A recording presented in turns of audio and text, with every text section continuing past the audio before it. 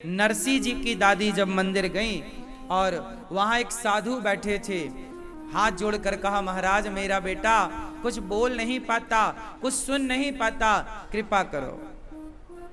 कहा जाता है कि वो संत कोई और नहीं, साक्षात भगवान शंकर संत के रूप में बैठे थे। और दादी अम्मा ने कहा कि महाराज मेरे बच्चे पर कृपा करो, ये बोल नहीं पाता। संत ने कान में बोला, बेटा बोलो राधे श्याम, बोलो बेटा राधे कृष्ण राधे कृष्ण। लो भैया, नरसी जी अभी छोटे थे, 5-6 साल के संत जी ने जब कान में बोला राधे कृष्ण, तो नरसी जी बोल पड़े। अब तो नरसी जी बोलने लग गए। क्या बोले? राधे कृष्ण। सुनने लग गए, चकाचक देखने लग गए। दादी अम्मा नाचने लग गई, वाह प्रभु आज मेरी पूजा सार्थक हो गई। छोरा बोलने लग गया, छोरा सुनने लग गया। अब तो प्रणाम करती है संत को, परिक्रमा लगाती है। और वो बच्चे को लेकर दादी अम्मा चली गई। दादी का बुढ़ापा आया, दादी को लगा मैं मर जाऊंगी तो ये बच्चे का कोई करने वाला नहीं होगा। अच्छा, नरसी जी के एक बड़े भैया थे, बड़े भाई थे, तो उनकी भौजाई भी थी। अब भौजाई नरसी जी को रोटी दे तो नरसी जी बढ़िया रोटी खाएं और काम धाम कुछ करे ना, तो भौजाई को बड़ा गुस्सा है कि ये छोरा काम करता नहीं है, देवर बैठा बैठा खाता है। अब दादी अम्मा ने नरसी जी का ब्याह और कर दिया। अब तो भौजाई के सिर में दर्द हो गया कि अभी तुम एक को खवाती थी, अब 2 को खवाऊंगी। एक दिन क्या हुआ, नरसी जी की भाभी बासी रोटी लेकर आई, बिल्कुल पापड़ की तरह कड़क, नरसी जी के सामने रखा। तो नरसी जी बोले, भाभी माँ थोड़ा गरम गरम नरम नरम रोटी दे दो।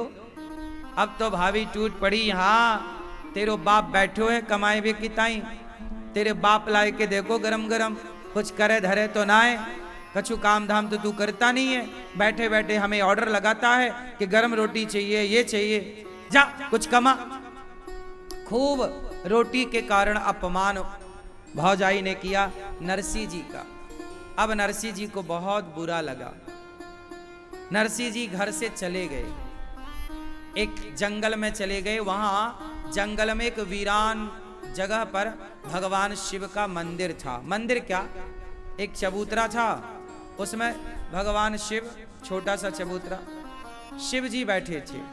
जंगल में था, वर्षों से किसी ने जल नहीं चढ़ाया होगा उस शिव मंदिर में, किसी ने दिया ना रखा होगा। जंगल के अंदर पता नहीं किसने बनाया, और वहां कोई था नहीं। नरसी जी चले गए। तो नरसी जी गए और उस शिवलिंग पर, अब वो बच्चे थे ना, कोई नजर नहीं आया, कोई दिखा नहीं दूर दूर तक। तो नरसी जी थक गए थे, भूख भी लगी थी, और वो शिवलिंग पर अपना माथा रख कर रोने लग गए। जब शिवलिंग पर माथा रखकर रोए और वहां पड़े रहे, वो भूख से प्यास से इतने लथपथ हो गए कि उन्हें जरा भी उठने की हिम्मत नहीं, मूर्छित होकर के बेहोश हो गए नरसी जी, और शिवलिंग पर पड़ गए। माथा शिवलिंग पर था, लेटे थे चबूतरे पर। तभी 7 दिन बाद वो पड़े रहे, 7 दिन तक कोई होश नहीं, अचेत हो गए। 7 दिन बाद वहां से शिव पार्वती गुजरे आकाश। भगवान देखो, आकाश मंडल में देवता भी भ्रमण करते हैं, हमारी आंखें उन्हें नहीं देख पाती, वो अलग विषय है। आपकी आंखें तो कोरोना के बैक्टीरिया को भी नहीं देख पाई कि वो गोरा था कि काला था, लंबा था कि ठिगना था। आकाश मंडल पर देवता विचरण करते हैं शाम के समय। तो भगवान शिव माता पार्वती के संग विचरण कर रहे थे, तो उनकी नजर पड़ी नरसी जी पर। माता पार्वती ने कहा, भोलेनाथ ये कोई आपका भक्त देखो आपके ऊपर शिवलिंग पर सिर रख के कुछ प्रार्थना कर रहा है, शायद आपकी स्तुति कर रहा है। शंकर जी बोले ये 7 दिन से पड़ा है। तो पार्वती मैया बोली तो जाके दर्शन दे दो, कुछ चाहत होगी तो पूरी कर देना। तो शंकर जी बोले अच्छा आप कहती हो, मैं जाता हूं। शंकर जी प्रकट हो गए। जब प्रकट भये तो शंकर जी ने कृपा दृष्टि डाली तो कुछ होश आया। नरसिंह जी होश में आए। होश में आए और जब बैठे तो सामने शंकर जी खड़े। नरसिंह जी शंकर जी के चरणों में गिर पड़े। हे भोलेनाथ आपकी जय हो, आपके चरणों में मेरा बारंबार प्रणाम। हे भोलेनाथ आपने मुझ पापी पर बड़ी कृपा की। हे शिव जी आपने बड़ी करुणा की मुझ पतित पर। शंकर जी बोले पुत्र हम तुमसे बड़े प्रसन्न हैं। तो उस नरसिंह जी ने कहा कि आप इतने जल्दी प्रसन्न हो गए, लोग तो बड़ी बड़ी तपस्याएं करते हैं तब जाके आप प्रसन्न होते हैं। मैंने ऐसा कौन सा जब तब पुण्य किया कि आप इतने जल्दी प्रसन्न हो गए। तब शंकर जी ने कहा कि लोग मुझ में बिल्व पत्र चढ़ाते हैं, लोग मुझ में फूल चढ़ाते हैं, लोग मुझ में जल चढ़ाते हैं, लोग मुझे वस्तुएं मिठाई रुपया पैसा चढ़ाते हैं, पर एक तुम भक्त हो जिसने अपने आप को चढ़ा रखा था शिवलिंग पर। तो तुम्हारी इस समर्पण की भावना से तुमने समर्पण कर दिया। तुमने क्या किया? क्या किया? समर्पण। तुमने अपने आप को चढ़ा दिया। देखो एक बात यहां मैं आपको पुनः समझाऊं कि भगवान पर कोई वस्तु ना चढ़ाओ। वस्तु की कमी भगवान के पास नहीं है। कौन सी ऐसी वस्तु है जो भगवान के पास ना हो? बताओ कौन सी ऐसी वस्तु है? क्या गुलाब का फूल भगवान के पास नहीं है? ये गुलाब का फूल कोई हमने तुमने थोड़ी बनाया है, कोई कमल हमने तुमने थोड़ी बनाया है। लक्ष्मी जी जिनके पांव दबाएं उन्हें तुम कितने रुपया दे दोगे? तो भगवान को पैसे की भी जरूरत। लक्ष्मी जी पांव दबा रही हैं, क्या दे दोगे तुम उन्हें? कितना दे दोगे? क्या है तुम्हारे पास देने के लायक? कौन सी वस्तु है जो तुम्हारी है? तुम हार चढ़ाते हो भगवान को, तो पुष्पों का ही तो हार होता है, तो पुष्पों में रंग तुमने भरे हैं क्या? ये तो ऑलरेडी ईश्वर की प्रॉपर्टी है। क्या है तुम्हारा? नारियल चढ़ाते हो, कोई नारियल तुम्हारे घर में थोड़ी होता है।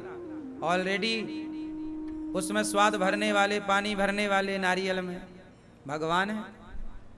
क्या है तुम्हारा? क्या चढ़ा सकते हो? लड्डू चढ़ाते हो, तो लड्डू बेसन का बनता है, तो बेसन चना है। चना कोई तुम्हारे घर में पैदा नहीं होता। ईश्वर अंकुरित ना करे तो तुम बोलो चना, क्या पाओगे? गन्ने में मिठास कोई तुम्हारे दादाजी भरने थोड़ी जाते हैं। गन्ने में मिठास किसने भरी? किसान तो गन्ना बो सकता है ना, मिठास थोड़ी भर सकता है। उस गन्ने की मिठास से बाद में जाके गुड़ बनता है और शक्कर बनती है, चीनी। उस चीनी से फिर लड्डू बनता है। तो तुम्हारा क्या है?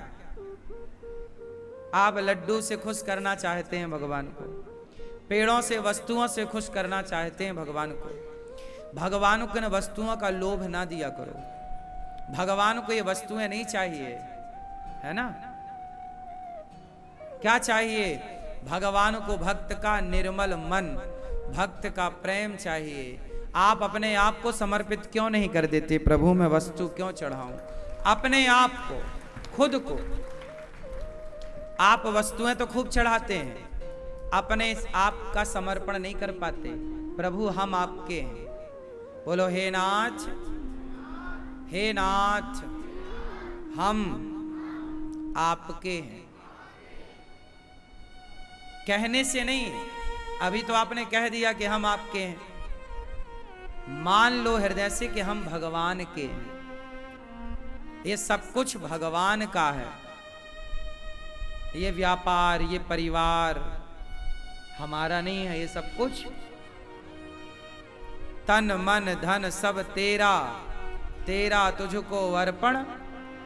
आप लोग ना केवल कहते हो, मानते नहीं हो। आप कहाँ मानते हो कि ये सब कुछ आप कहते हो ये मेरा है, ये मेरा है, ये मेरा है, ये मेरा।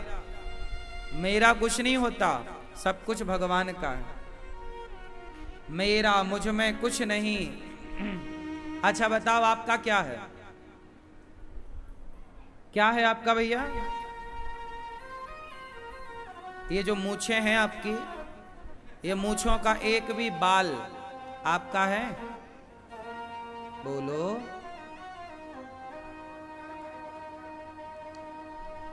क्यों मैया? ये 2 हाथ हैं आपके, 2 में से एक भी आपका है? उत्तर दो। ये हाथ भी हमारे नहीं हैं। पैरालिसिस हो जाता है ना जिनको, उनके हाथ होते तो हैं पर होते हुए भी नहीं के बराबर हैं। कहां काम करते हैं? ये हाथ काम कर रहे हैं, तुम अपनी संपत्ति ना मान लेना। अच्छा एक बात बताओ, आप मोबाइल चलाते हो, उदाहरण के लिए एक फोन होता है आईफोन, एप्पल। वो फोन जो है ना आपके पास होता है, या सैमसंग का फोन है आपके पास मोबाइल। आप कहते हो ये मोबाइल मेरा है, लेकिन एक बात बताएं, वो मोबाइल आपका नहीं है, वो उस कंपनी का है। वो वहां से उसे अपडेट ना करे, वो वहां से चाहे तो आपके मोबाइल को लॉक कर सकती है। मोबाइल आपका है, पैसे आपने खर्च किए हैं, पर वहां से आपके मोबाइल की चाबी उसके पास है जो इसका मालिक है। हाँ या ना? कोई भी फोन, अब आपका मोबाइल नंबर है, सिम आप बात करते हैं ना, आप कहते हैं ये मेरा मोबाइल नंबर है, लेकिन वो आपका है क्या? कंपनी जब चाहे उसे ब्लॉक कर सकती है आपके पास, यूज आप कर रहे हैं, रिचार्ज आप करा रहे हैं, पर वो आपका नहीं है। बोलो। उसी तरह ये शरीर आप यूज कर रहे हैं, आंखों से देख रहे हैं, कानों से सुन रहे हैं, हाथों से उठा रहे हैं, धर रहे हैं, पर ये तुम्हारे बाप का नहीं है। जैसे मोबाइल की सिम नंबर हमारे पास होता हुआ भी वो हमारा नहीं है, ऐसे ये शरीर आपके पास होता हुआ भी आपका नहीं है। इसकी चाबी भगवान के पास है। ये संपत्ति ईश्वर की है। ये शरीर आपको मिला है, जैसे सिम मिलती है। आप कॉल करिए, किसी से बात करिए, उसका यूज करिए, उपयोग करिए, सदुपयोग करिए। और आप यदि अपने मोबाइल से पाकिस्तान में फोन लगाओ, आप अपने मोबाइल से पाकिस्तान में किसी को फोन लगाओ, तुरंत कंपनी सरकार को वो रिकॉर्ड दे देगी किस नंबर से पाकिस्तान में कॉल हुई। तुरंत उसे रिकॉर्ड करना स्टार्ट किया जाएगा कि भाई आप किससे बात कर रहे हैं, कहीं आप आतंकी गतिविधियों से तो मिले नहीं हैं। तुरंत वो नंबर, आपका नंबर सरकार के अंडर में होगा, पूरी जानकारी सरकार तक पहुंचेगी। हाँ या ना? सोचिए कि जब आज की सरकारें इतनी एडवांस हैं कि आप जरा कुछ करते हैं तो उसे पता चल जाता है। आधार कार्ड से आपकी हर चीज लिंक है। आप एक छोटा सा घर खरीदो तो सरकार को पता चल जाता है कि आपने घर खरीदा है। आप एक घर बेचो, आप सरकार को पता चल जाता है आपने घर बेच दिया। जब आज की सरकारें इतनी एडवांस हैं, आपकी हर गतिविधि पर नजर रख रही हैं, तो जिस परमात्मा ने आपको ये सुंदर शरीर दिया है, क्या वो आपकी हर गतिविधि पर नजर नहीं रखता होगा? क्या उस परमात्मा को पता नहीं होगा कि आप इस समय पाप कर रहे हैं कि पुण्य कर रहे हैं, सच बोल रहे हैं कि झूठ बोल रहे हैं? सरकारों से, सरकारी दस्तावेजों से फिर भी शायद कुछ छूट जाए, पर ईश्वर के हिसाब किताब में तो जरा भी ना छूटेगा। तुमने दिन भर में कितनी बार पलकें झपकाई, ये भी रिकॉर्ड ईश्वर के पास है। तुमने दिन भर में कितनी सांसें ली, ये भी रिकॉर्ड ईश्वर के पास है। तुमने किसके साथ भला किया, बुरा किया। अरे तुमने किसी के बारे में बुरा सोचा, वह भी रिकॉर्ड ईश्वर के बारे में कि तुमने इस तारीख को उसके बारे में ऐसा सोचा, किया नहीं, सोचा था।